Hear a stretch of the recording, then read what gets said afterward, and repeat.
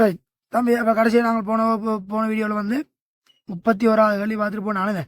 Right okay. 32 விடுங்கோ. அது நாங்கள் அடுத்த பாடங்கள் சொன்ன கதை கேட்கல வருவோம். அதில் மீளியல் இயல்பு அது நாங்கள் பிறகு காய்ப்போம். ரைட். 33க்கு வாங்க. 33 என்ன விளக்க மேடம்? வேக நேர வரைவு தந்திருக்கடா, விசை நேர வரைவு கேட்டிருக்கு. குழந்தை கேள்வி.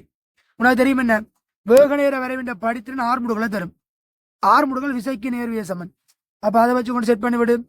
வேக நேர வரைவின்ற படித்திறன் 6 முடுகள் தரும். 6 முடுகள் விசைக்கு நேர்விய சமன். அப்போ முதல் டீனோ டைம் வரைக்கும் மாறா படித்திறன்.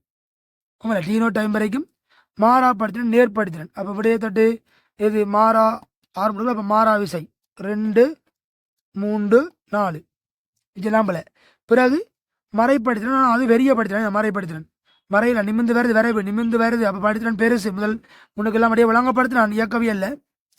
அப்போ படித்திறன் வருதான் பெருசா இருக்கணும். அப்போ மறை 6 முடுகள் பெருசு. 3ஆம் விடை பொருத்தம். 34க்கு வாங்க.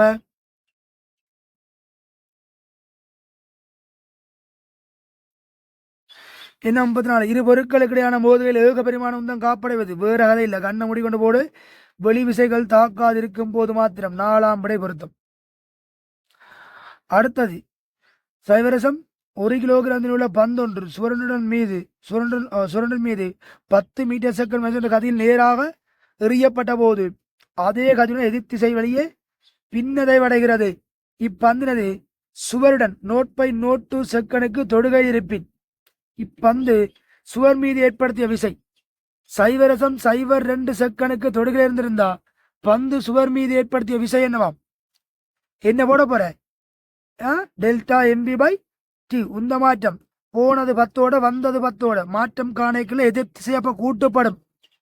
போனதை போல சைவரசம் 1 தர 10 1 திருப்பி வந்தது 1. அப்போ 1 2 2 நோட் பை நோட் 2 விளங்கு விஷயம் என்னண்டு. ரைட். திரும்ப இருக்கா செக் பண்ணி அடே இப்போ சில பேர் என்ன இப்படி வேகமாக கதைக்கிறீர்கள், என்ன விளக்கம் இப்படி என்ன விளங்குது இல்லைன்னு. அடே இது யூடியூப் வீடியோ தானேடாப்பா, திரும்ப திரும்ப ரிவைண்ட் பண்ணி பார்க்கலாம். நோட் 8 விட்டு நோட் 7 விட்டு பார்க்கலாம். அப்போ அதனால சிக்கல் இல்லையாடாப்பா. நான் ஒரு வீடியோவில் நிறைய கேள்வி செய்யணுமன்றதுக்காக கொஞ்சம் வேகப்படுத்தி கதைப்பேன். ரைட். அப்போ டிரெக்ட் கிளாஸஸ் என்னதான் இப்போ பிசிக்கல் கிளாஸஸ் என்னடாப்பா வேகமாக கதைக்கலாது. ஏன்னா திருப்பி ரிவைண்ட் பண்ணி பார்க்கலாமே. இல்லை இது நீ ரிவைண்ட் பண்ணி பார்க்கலாம் தானே எத்தனை தடவை வேண்டாலும். அதுக்காக வேகமாக கதைக்கிறடாப்பா. அப்படி சிக்கல்னா கமெண்ட் பண்ணுங்க, பார்த்து வைக்கிற மாதிரி மாறி செய்கிறேன். என்ன கிடக்குதுல சரியா இப்போ விஷயத்துக்கு 25 காரனுக்கு இன்னும் 210 நாள் தான் கிடக்காகும் ஃபைனல் எக்ஸாமுக்கு. 10ஆம் மாதம் எக்ஸாம். ரைட். அப்பெல்லாம் ரெடியாக இருப்பீங்களா கிளம்புனே ஃபயர் பண்ணி கொண்டு. ரைட். வாங்க விஷயத்துக்கு வாங்க. அப்போ நோட் 2 டைம் என்ன வேக மாட்டதுக்கு நேரம் போட்டு பிரித்து விடு. அடுத்த அப்புறம் 36 ஒப்பமான உலோக மேற்பரப்போனின் மீது தொடக்கத்தில் ஓய்வில் இருக்கின்ற ஒரு குற்றி குறித்த திணிவோனின் மீது 4 நிமிடனும் கிடைவிசை 0.5 செகண்டுக்கு தாக்குகிறது. எஸ் அலைகளே இறுதி உந்தம் என்னவாம்? ஆரம்பத்துல ஓய்வடா.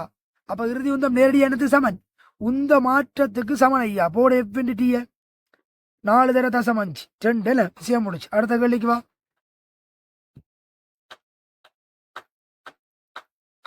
37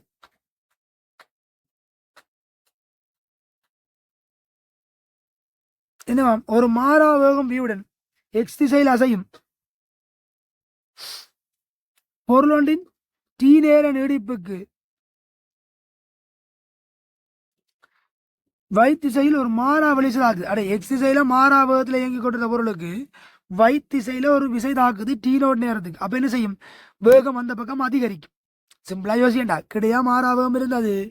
இப்ப இந்த பக்கம் வேகம் அதிகரிக்குது. அப்ப என்ன செய்யும்? பொருள் இப்படி போய்கொண்டிருந்த பொருள் இப்படியே திரும்ப கொஞ்சம் கொஞ்சமா. ரைட். ஓகே. அப்ப திரும்புமண்டா 3 அல்லது 4 மிச்சம் எல்லாம் பிள்ளை. பிறகு டி நோட் நேரத்துக்கு அந்த விசை இல்லா போயிட்டு தம்பி கவனம். இல்லா போனா திருப்பி ஆரம்ப திசையில இயங்குமோடா. விசை இல்லா போனா என்ன நடக்கும் படிக்கிறாங்க. விசை இல்லா போனா அதே திசையில இயங்குமே மாறாவகத்துல போமா இல்லையா? அதே திசையில மாறாவகத்துல இயங்கும். அப்படியே போடு. 4ஆம் விடை பொருத்தம். நிறைய பேர் 3ஆம் விடையை யோசிக்கிறாங்க. பொருண்ட பயணப்பாதையில் கேட்டிருக்குது. பயணப்பாதை பாதையை தான் யோசிக்கணும். ரைட். ஓகே. அடுத்த 38 பெரிய கேள்வி உண்டு. 38 பெரிய கேள்வி உண்டு. என்னது? எம்தனுடைய பொருள் ஒன்று படத்தில் காட்டப்பட்டுள்ளவாறு கரடான சாதனம் ஒன்றின் மீது சறுக்காது மட்டுமட்டாக ஓய்வில் உள்ளது. இத்தளத்தின் சாய்வு 30 பாகையிலிருந்து 60 பாகைக்கு அதிகரிக்கும் போது பொருளின் 6 முடுகளை கேட்டிருக்கிறான். சிம்பிளா யோசிடா 30 வாயில மட்டுமட்டாக இயங்கும் தருவாயில இருக்குதாம். உனக்கு தெரியும் இந்த சாதனத்துல பொருள் மட்டுமட்டா இயங்கும் தருவாயில் இருக்குதுன்னா என்ன மீனிங்? எல்லை நிபந்தனை. எல்லை நிபந்தனை என்றா உராய்வு குணகம் tan θ சமன். ஓமா இல்லையா? அப்ப இந்த மேற்பரப்புக்கான உராய்வு குணகம் tan θ tan 30. ரைட், விளங்க விஷயம் வேண்டு. tan 30 எவ்வளவு விடா? tan 30 ரைட் 1/√3 என்ன 1/√3 tan 30. ரைட், இப்ப விஷயத்துக்கு வா. பிறகு 60 பாகத்தை அதிகரிச்சா என்ன நடக்குமாடா? உராய்வு குணம் மாற போறது இல்லை. 60 பாகைக்கு அதிகரிச்சா நடக்க போகுது mg sin θன்ற விசைக்குள்ள ஆக்க போகுது. அதாவது mg sin θ உராய்வு மியூ இன்டு mg cos θ பின்னுக்கு. ஓமல்ல உராய்வு மியூ இன்டு mg cos θ பின்னுக்கு. யோசி வடியா பார். சாயதளத்துல பொருள் இப்ப 60 பாகைக்கு அதிகரிச்சிட்டோம். அப்ப நிறை கீழதாக்கும் mg sin 60 உராய்வு மேலதாக்கும் போலதாக்க போகுது மியூ இன்டு mg cos 60. இதெல்லாம் சிச்சுவேஷன். இப்ப அப்ப இவற்றை ஆர்முலா கேட்டா சாதிலம் வழியே எப்சமன் போடு. எஃப்க்கு mg sin 60 minus mu into mg cos 60 சமன் m இன்டு a. எல்லாரும் தட்டி விடு. m எல்லாரும் தட்டு. ரைட், என்ன மியூ தெரியும், sin 60 தெரியும். மியூ கண்டனி முன்னுக்கு tan θ tan 30 என்ன. ரைட், cos 60 தெரியும். போட்டு பிரதிட்டு வேலை முடிஞ்சு. சிம்பிளா முடிஞ்சு. யோசிச்சு பார், செக் பண்ணி பார். பிரச்சனை கேள்வி திரும்ப கதைப்போம். தம்பி பிரச்சனை கமெண்ட் பண்ணுங்க. இந்த கேள்வி விளங்கப்படுத்துனீங்க விளங்கல, அந்த கேள்வி விளங்கப்படுத்துனீங்க விளங்கல, திரும்ப இருக்கா சொல்லித்தாங்க. பிலா கேட்டு படியடா, கேட்டு படி. சொந்தமா வீட்டுல இருந்தோண்டு கேட்டு படி. என்னத்துக்கு சும்மா அலையிற? கேட்டு படி, விஷயங்களுக்கு கிளியர் பண்ணி. இதுதான்டா ஃபைனல்ரா, இதுதான் ஃபைனல்.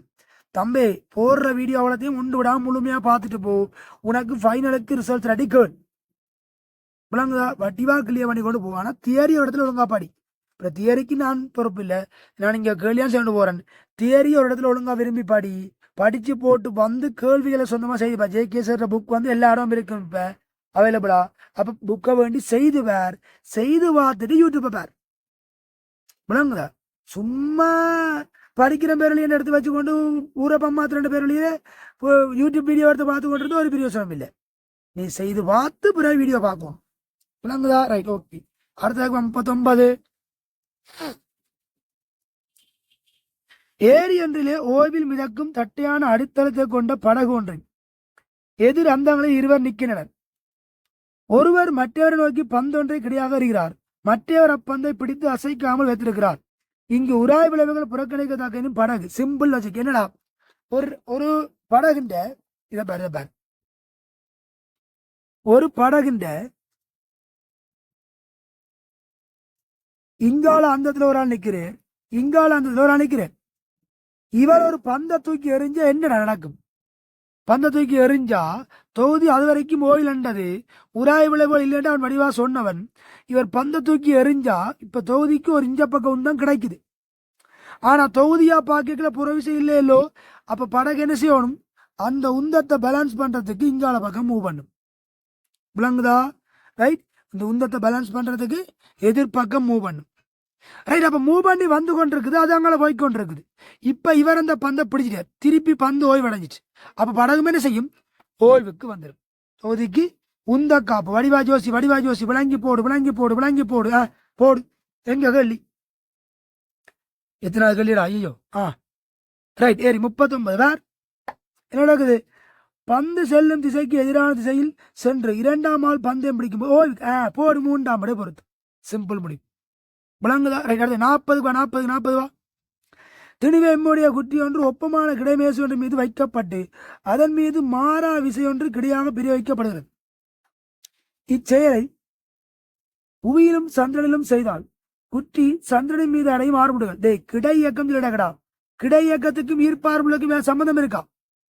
ரைட், பூமியில செய்தா என்ன, சந்திரன்ல செய்தா என்ன, செவ்வாய் கிரகத்துல போய் செய்தா என்ன? ரைட், ஈர்ப்புக்கும் கிடை இயக்கத்துக்கும் ஒப்பமான மேற்பரப்பல்ல. அப்போ ஒரு பிரச்சனையும் இல்லை. என்ன நடக்க போகுது? அதே மாதிரி அப்படியே இயங்கும். ஆனா என்னடா, இந்த கேள்வியை மாறி கேட்டிருந்தா எப்படி மாறி உராய்வுள்ள மேற்பரப்பு கேட்டிருந்தா என்ன பிரச்சனை வந்திருக்கும்? ஆனா யோசி பார்ப்போம். உராய்வு உள்ள மேற்பரப்பு வந்திருந்தா கொஞ்சம் யோசிச்சு வயது நடந்திருக்க வேண்டும். அப்பவும் இதே விட ஆந்திருக்கும். இல்லை, என்ன பிரச்சனைடா, உராய்வுக்கு செவ்வன் மாதிரி தாக்கம் மியூஆர் பிரச்சனை இருக்குது. பூமி என்றா R=mg, ஆனா சந்திரன் R=mg/6 எல்லாம். 6 மடங்கு 6 மடங்கு குறைவு. அப்ப அந்த பிரச்சனை வந்திருக்கு. அப்பேக்குள்ள 6 மடங்குகள் மாறி இருக்கும் வேணுமெண்டா. ஆனா இது ஒப்பமான மேற்பரப்பு கிடையக்கம் இல்ல, நிறைக்கு இங்க சம்பந்தம் இல்லை. விளங்கா? ரைட், போடு 41க்கு வா.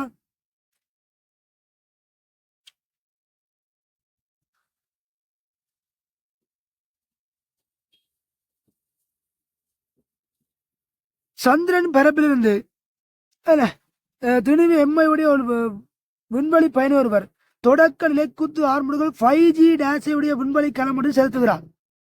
என்னவா, மேல் நோக்கி சந்திரன்ல இருந்து 5G டேஷ் என்ற 6 மடங்குகளோட விண்வெளி களம் வலிக்கிடுதாம். இங்கு G டேஷ் என்பது சந்திரன் சுயாதீன 6 மடங்குகளாம், அதாவது ஈர்ப்பு 6 மடங்குகள். விண்வெளி பயணி மீது விண்கலத்தின் நிலைக்குத்து மறுதாக்கம் என்னவாம். இதப்ப என்ன விளக்கடா, விண்வெளி களமடா சந்திரன் பரப்புல இருந்து மேல வலிக்கிடுது. உள்ள ஒரு ஆள் நிக்கிறார். இது என்ன ஆர்முறை வலிக்கிறது, 5G டேஷோட வலிக்கிடுது. அப்படி என்றா உள்ள மனிதனும் சேர்ந்து அதோட தானே போறேன். மனிதனில் தாக்குற விஷயங்கள் என்னென்ன, இந்த விண்வெளி ஓடத்தினால வழங்கப்படுறது செவன் மருதாக்கம், மற்றது நிறை mg டேஷ். ஓமல அந்த இடத்துல ஈர்ப்பார்முகள் G டேஷ் எல்லாம் இப்ப mg என்று போட்டு உரையில சந்திரன் நடந்துட்டு இருக்கு சம்பவம். இப்ப போடு, இவருக்கு மேல் நோக்கி F = ma. F எவ்வளவு, R-mg dash சமன் m into 5G dash கொண்டே 6 mg dash. செக் பண்ணு, 6 mg dash. விளங்க சம்பவம் என்று மேல் நோக்கி F = ma போட்டிருக்கிறோம். பின்வரும் கணியங்கள் எது விசையினை நேரத்தால் பெருக்குவதற்கு கொண்டு கணிக்கப்படும். என்னது இந்த மாற்றம், உந்த மேல போடு 2ஆம் படை பொருத்தம். அடுத்தது, நிலைக்குத்தாக மேல் நோக்கி எறியப்பட்ட பந்தொன்று எறிந்தவரின் கைக்கு திரும்பி வருகிறது. பின்வரும் கூட்டுகளை கருதுக. முதலாவது, வழித்தடை இல்லாதிருப்பின் மேல் நோக்கிய பிரயாணத்துக்கும் கீழ் நோக்கிய பிரயாணத்துக்கும் எடுக்கும் நேரம் சமன். கட்டாயம் என புவியீர்ப்பின் கீழ் நிலைக்குத்து இயக்கம் மேல் நோக்கி இயக்க நேரமும் கீழ் நோக்கி இயக்க நேரமும் சமன். 2, வழித்தடை இருப்பின் பந்து எறியப்பட்ட கதியை விட குறைந்த கதியில் எறிந்தவரின் கருத்தை அடையும். இது எல்லாருக்கும் தெரியும். ஏண்டா, மேல் நோக்கி எறிஞ்சது போக வழித்தடையினால வேகம் குறைஞ்சு வளமையா போக வேண்டிய உயரத்தை விட இடையில நின்றும். பிறகு கீழே வரைக்குள்ளேயும் வழித்தடை எங்க தாக்கும், மேல் நோக்கி தாக்க போகுது. வழித்தடை மேல போய்க்கல கீழ் நோக்கி தாக்குனது, கீழே வரைக்குள்ள மேல் நோக்கி தாக்கும். வழித்தடை எப்பவும் இயக்கத்தை எதிர்க்கும் விதமாக தொழிற்படும். உமா இல்லையா? அப்ப என்ன செய்ய, திருப்பி கீழே வரைக்குள்ள புவியீர்ப்பு ஆர்முடுகளை விட குறைஞ்ச ஆர்முடுகள்ல தான் கீழே வரும். எனவே என்ன நடக்க போகுது, அதே கதியோட வராது. பிழை, சரி என சீக்கூட்டு எரிந்தவரை வழித்தடை இருப்பின் மேல் நோக்கிய பிரயாணத்துக்கு எடுக்கும் நேரம் கீழ் நோக்கிய பிரயாணத்துக்கு எடுக்கும் நேரத்தை விட பெரியதாம். அதுதான் இல்லை. ஏண்டா, மேல் நோக்கி எறியக்கணி பெரிய வேகத்தில் எரிஞ்சனி போய் ஓய்வடைஞ்சது. ஆனா கீழே வரைக்குல சின்ன வேகத்துல வரப்போகுது. அப்ப சராசரி வேகம் பாத்தியண்டா, மேல் நோக்கிய வேகம் தான் பெரிய வேகமா இருக்கும், கீழ் நோக்கிய வேகம் சின்ன வேகமாயிரும். சராசரி வேகம் பாத்தியண்டா யோசிப்பார். மேல் நோக்கி ஆரம்பத்தில் பெரிய வேகத்தில் எரிஞ்சான், அதிக புள்ளியில வேகம் 0.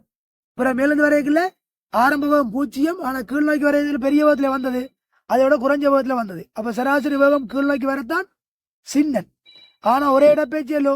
அப்ப கீழ் நோக்கி வர எடுத்த நேரம் கூடவா இருக்கு. உமா இல்லையா? ரைட், அப்ப போடுங்க, விடையே போடு, தட்டி விடு. பார், ஐடியா பார், கேள்வின்னு ஐடியாக்களை பாருங்க. சரிதானே? Right, okay. அப்ப இதுவும் தொடர்ந்து இருக்கட்டும். அடுத்த வீடியோவில் நாங்கள் தொடர்ந்து சந்திப்போம் தம்பி. ஏன்னா இயன்ற அளவுக்கு நான் இனி ட்ரை பண்ணுறேன் வீடியோக்கள் போட. ஏன்னா நிறைய பேர் நம்பிக்கை இழந்திருப்பியல், நிறைய பேர் இதனால தான் யூடியூப்பை பார்த்து படிக்கல அப்படி இப்படி நிறைய கன்ஃபியூஸாக இருப்பியல். இது கேள்வி செய்யணும், தியரி படிப்பிக்கல, கேள்விதான் செய்யறோம். ரைட், இடையில கேப் விழுந்துட்டு ஓ பிள்ளைதான் மிஸ்டேக் நான் அக்செப்ட் பண்றேன். ஓகே, இனி தொடர்ந்து என்ன ரெகுலரா 7 அளவுக்கு மேக்ஸிமம் இந்த ரெகுலேஷனை நான் ஃபாலோ பண்றேன். ரைட், உயிரங்கியல் அடிப்படை சிறப்பியல்பு வந்து ஒழுங்கமைப்பு மட்டும் சொல்லுவோம். அப்ப அதுல அந்த ஒழுங்கு மிக முக்கியம் மட்டும் நானும் அடிக்கடி சொல்றேன் நான் எல்லாருக்கும். ரைட், அதுலேயே மிஸ் ஆகிட்டு இப்போ 2 மாதத்துக்கு எந்த சைடாலேயே. ஸோ பெரிய ஒரு ஃபால்ட் ஒன்று தான், பிரச்சனை இல்லை. தொடர்ந்து நாங்கள் இனி கவர் பண்ணுவோம். நல்ல விஷயம், தொடர்ந்து சந்திப்போம். ஏன்னா ஆல் தி பெஸ்ட், எல்லாம் நல்லபடியாக படிங்க. இருக்கிற நாட்கள் கொஞ்சம் 25க்கு. அப்போ அதுக்கு இந்த மாதிரி கவர் பண்ண கொண்டு போங்க. நான் 7 வரைக்கும் மேக்ஸிமம் ஒர்க் அவுட் பண்ணி தரலாம் உங்களுக்காக. ரைட்.